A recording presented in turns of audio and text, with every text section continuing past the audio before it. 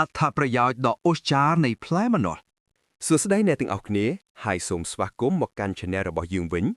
ថ្ងៃនេះយើងនឹងមកនិយាយអំពីផ្លែឈើមួយប្រភេទដែលមិនត្រឹមតែមានរសជាតិឆ្ងាញ់និងផ្ដល់នូវអារម្មណ៍ស្រស់ស្រាយបែបតំបន់ត្រូពិកប៉ុណ្ណោះទេប៉ុន្តែវាក៏ជាឃ្លាំងនៃអត្ថប្រយោជន៍សុខភាពផងដែរប៉ុន្តែពួកយើងនឹងទៅស្វែងយល់អំពីពិភពដ៏អស្ចារ្យនៃផ្លែម្នាស់ តើអ្វីទៅដែលធ្វើឲ្យម្នាស់មានលក្ខណៈពិសេសបែបនេះអ្វីទាំងអស់គឺចាប់ផ្ដើមចេញពីអង់ស៊ីមកំពូលមួយយ៉ាងដែលមានឈ្មោះថា bromelain ម្នាស់គឺជាប្រភពអាហារចម្បងតែមួយគត់នៃសមាសធាតុនេះដែលវាមានសមត្ថភាពអស្ចារ្យនៅក្នុងការប្រឆាំងនឹងការរលាក ប្រសិនបើអ្នកកំពុងស្ថិតក្នុងដំណាក់កាលសម្រាប់ព្យាបាលបន្ទាប់ពីហាត់ប្រាណខ្លាំងឬសូម្បីតែបន្ទាប់ពីការវះកាត់ bromelain អាចជួយកាត់បន្ថយការហើមនិងធ្វើឲ្យការជាសះស្បើយមានល្បឿនលឿន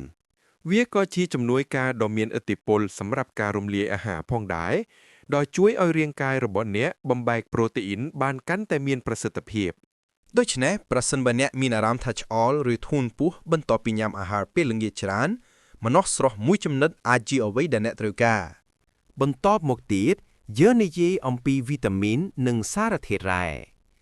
ម្នាស់សម្បូរទៅដោយវីតាមីន C យ៉ាងខ្លាំងយើងទាំងអស់គ្នាដឹងហើយថាវីតាមីន C គឺជាជើងឯកសម្រាប់ប្រព័ន្ធភាពស៊ាំរបស់យើងដោយជួយឲ្យរាងកាយផលិតគ្រាប់ឈាមសដើម្បីប្រយុទ្ធប្រឆាំងនឹងការឆ្លងមេរោគលើពីនេះវាក៏ជាសារធាតុប្រឆាំងអុកស៊ីតកម្មដ៏ខ្លាំងក្លាដែលការពារកោសិការបស់យើងពីការខូចខាតដែលបង្កឡើងដោយរ៉ាឌីកាល់សេរីប៉ុន្តែវាមិនមែនមានតែប៉ុណ្ណោះទេម្នាស់ក៏សម្បូរទៅដោយម៉ង់ហ្គាណេសផងដែរសារធាតុរ៉ែដ៏សំខាន់នេះគឺចាំបាច់បំផុតសម្រាប់ភាពរឹងមាំនៃឆ្អឹងសុខភាពជាលិកាភ្ជាប់និងការរក្សាដំណើរការមេតាបូលីសការដុតរំលាយអាហារឲ្យដំណើរការបានរលូនក្រៅពី bromelain ម្នាស់ក៏ជាមិត្តល្អសម្រាប់ប្រព័ន្ធរំលាយអាហាររបស់អ្នកតាមវិធីមួយទៀតដែរគឺជាតិសរសៃការរួមបញ្ចូលគ្នានៃជាតិសរសៃអាហារនិង bromelain ផ្ដល់នូវលទ្ធផលដ៏អស្ចារ្យសម្រាប់ពោះវៀនរបស់អ្នក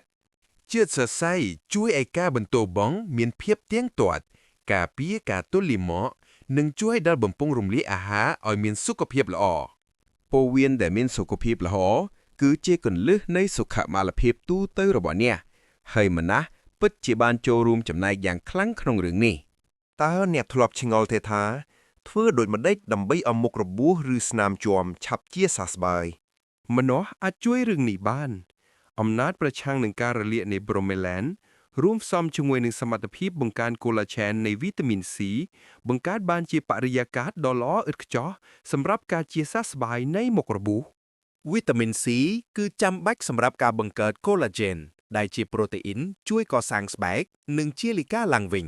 ខណៈពេលដែល bromelain ជួយសម្រាប់កោសិកាដែលខូចជាចុងក្រោយយើងមកមើលពីគុណសម្បត្តិនៃការការពាររបស់វាដោយសារតែវាមានសារធាតុប្រឆាំងអុកស៊ីតកម្មខ្ពស់រួមទាំងវីតាមីន C និង bromelain ម្នាស់ជួយបន្សាបរ៉ាឌីកាល់សេរីដែលបង្កគ្រោះថ្នាក់នៅក្នុងរាងកាយការសិក្សាមួយចំនួនថែមទាំងបង្ហាញថា bromelain អាចមានលក្ខណៈសម្បត្តិដែលជួយគ្រប់គ្រងការលូតលាស់នៃកោសិកាទោះបីជាការស្រាវជ្រាវបន្ថែមទៀតកំពុងបន្តធ្វើឡើងក្នុងវិស័យនេះក៏ដោយគន្លឹះរហ័សមួយមុនពេលបញ្ចប់ដើម្បីទទួលបានអត្ថប្រយោជន៍សុខភាពច្រើនបំផុតសូមជ្រើសរើសយកម្នាស់ស្រស់ជានិច្ចដំណើរការនៃការផលិតម្នាស់កំប៉ុងប្រើប្រាស់កម្ដៅដែលអាចបំផ្លាញអង់ស៊ីម bromelain ដ៏អស្ចារ្យនោះបានដូច្នេះលើកក្រោយនៅពេលអ្នកទៅផ្សារកុំភ្លេចទិញម្នាស់ស្រស់ៗមកទទួលទានដើម្បីទទួលបានអត្ថប្រយោជន៍ដ៏មិនគួរឲ្យជឿទាំងនេះសូមអរគុណច្រើនសម្រាប់ការទស្សនាប្រសិនបើអ្នកយល់ថាវីដេអូនេះមានប្រយោជន៍សូមចុច like និងកុំភ្លេច subscribe សម្រាប់គន្លឹះសុខភាពបន្ថែមទៀតជួបគ្នានៅវីដេអូក្រោយ